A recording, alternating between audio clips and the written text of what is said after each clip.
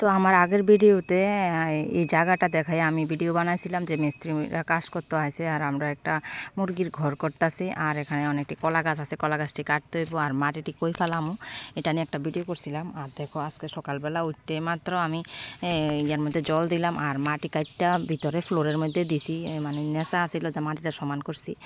আর ইট আনছে যে ইটটি মনে করো 250 ইট আনছে, তো এখানে আরও 25-30টা ইট রয়ে গেছে, তো ইটটি আমি রাখতে হইব।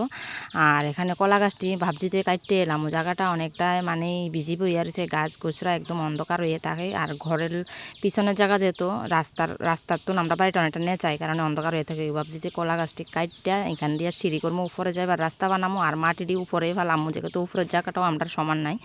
তো আমি আজকে সকালবেলা ঘুম থেকে উঠতে দেখো মাটি টাটি দিলাম আর এটা কাটছি কলা গাছ। দেখো এখন অনেকটাই ফর্স হয়ে গেছে, কলা গাছটি কাটছি।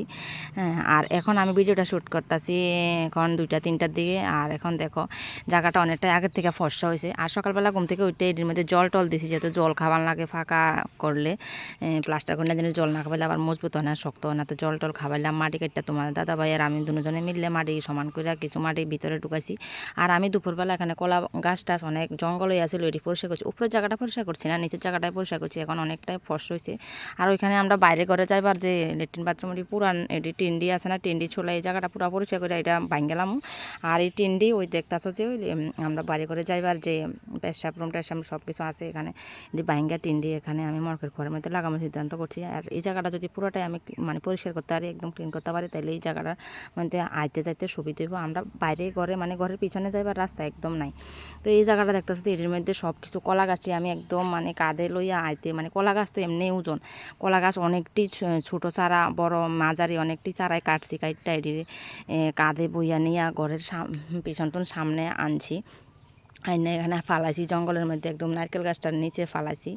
আর এটা হচ্ছে সকালবেলা ভিডিওটা শ্যুট করছিলাম, এটাও তোমাদের সাথে শেয়ার করতে আসছি। দেখো আমার মুরগির ঘর, মোরগের যে আগের ঘরটা এটা অনেক আগের থেকে অনেক ছোট্ট করে এলেছি, এই কারণে জায়গা হয় না। আর সকালবেলা মুরগির মানে ছাড়তাছি আর পুকুরে মুরগি মানে মোরগ বাচ্চা ফুটেছে, তো 2টা মোরগে তোমার অনেকটি বাচ্চাই মারা গেছে, আমনে আমনে মরে যেতেছে গা, কিছু বুঝতেছি না, মানে ঠ্যাং ট্যাং একদম লুজ হইয়া আমনে আমনে মরে যেতেছে গা। তো মুরগির ঘরটা ছেড়া দিয়ে আয়া পড়ছি।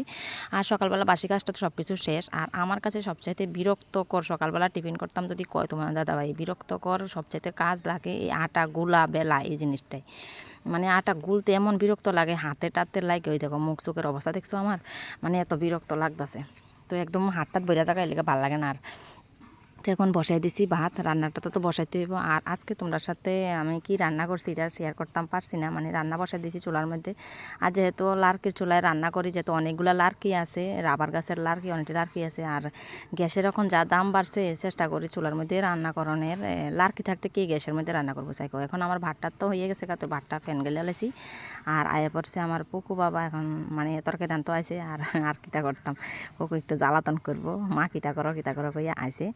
তো তারপর রান্না টান্না শেষ করে সেরা তোমাদের সাথে পুরোটা ব্লগ শেয়ার করতে পারছি না। আজকে রান্না করছি তোমার মিষ্টি কুমড়ার যে ভাজা আর ডাল আর একটা কাঁঠাল বিচি দিয়া শুটকি দিয়া একটা সবজি রান্না করছি।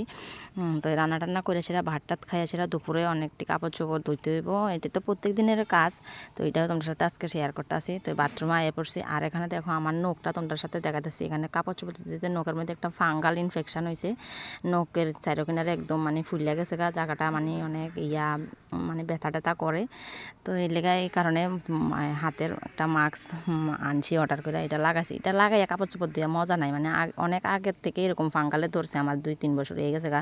তো মোটামুটি ওষুধ খাইছি, ডাক্তার দেখাইছি অনেকবার, 4-5 বার ডাক্তার দেখাই ওষুধ খাইছি, ভালো হইতেছে না। ভালো হইতে লাগলো আবার হইতো, কারণ যেহেতু প্রত্যেক দিনের কাপড় চোপড় ধোয়া, বাসন মাজা, সাপ সাবান তো ধরতেই লাগে।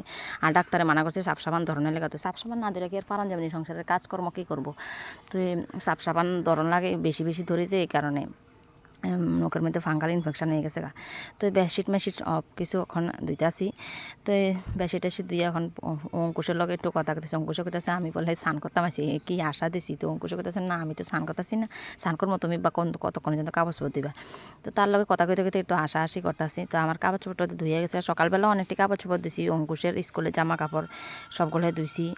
আরও আছে টুকিটাকি, তার তো একটা না এটার মধ্যে। আর যে রৌদ্র উড়ে আজকে কয়দিন কি ভিডিও করবো সাইকো, এই রৌদ্রের মধ্যে সকালবেলা একবার কতলি ধুইয়া টুয়ে সেরা এটি মানে শুকিয়ে জায়গা 2-3 ঘন্টার মধ্যেই তো এটি নিই, তো আবার স্নানের সময় কতটি ধুই। তো আর স্নান টান শেষ, অঙ্কুশও স্নান করলো, পুকুরেও স্নান টান করে আমরা সবাই স্নান টান করে এখন একটু দুপুরবেলা একটু ধূপধুনা না দিলে ভালো লাগে না, যেহেতু বাড়ির মধ্যে তো প্রত্যেক দিনে যে আসন আমরা আসন মানে ঠাকুরের আসন আমি এখন দিই না, আজকে 1 বছর হয়েছে মানে পুকুর লেগেই বিশেষ করে ঠাকুর করে দরজা নাইতে ঢুকিয়া ভিতরে সব আলদার করে লাই কারণে দিই না। তো ঠাকুরের আসন যেদিন কিনবো ওই দিন দিব। তো একটু দুপাতে দিতেছি স্নান টান করে, আর পুকুর স্নান করছে কিন্তু তার এখনও জামা প্যান্ট পরাইছি না, আরতেই যাই তুলসী গাছ তলে আমি একটু ধূপ ধুনা দিতেছি, তেই যাই এখানে নমস্কার করতেছে।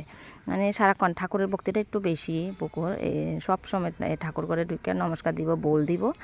তো দেখো আজকে ছোট্ট একটি মিনি ব্লগ তোমার সাথে শেয়ার করছি। তো আজকের এই ছোট্ট মিনি ব্লগটি এখানে শেষ করতেছি। তোমাদের কেমন লাগছে ভালো এই ছোট্ট মিনি ব্লগটি অবশ্যই কমেন্ট করে জানাইও, আর তোমাদের সাথে দেখা হবে পরের ভিডিওতে। ততক্ষণ তোমরা সবাই ভালো থেকো, সুস্থ থেকো, আর অবশ্যই কমেন্ট করে জানিও আমার ছোট্ট ছোট্ট মিনি ব্লগ দেখতে কেমন লাগে। তো চলো টাটা বাই বাই, এখন আইগা। তো তোমরা সবাই ভালো থাকো, সুস্থ থাকো, পরে দেখা হইব নেক্সট ব্লগে।